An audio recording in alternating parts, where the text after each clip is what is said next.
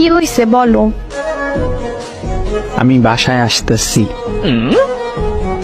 না থাক, আশা লাগবে না, এই ঠান্ডায় গোসল করতে পারবো না।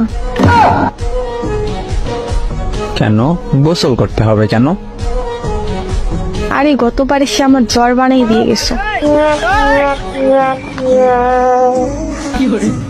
কেন গোসল করছো কেন? আর এমন জ্বর বানাও, তোর শাশুড়ি এমন মন্দ বলে এত জ্বর হয় কেমনে?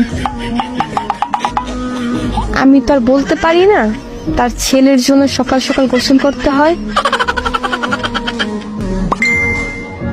আরে আমি সেইটা বলি নাই, মানে এই জন্য আসবো না।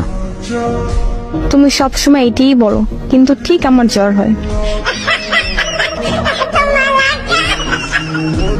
আরে সত্যি বলতেছি।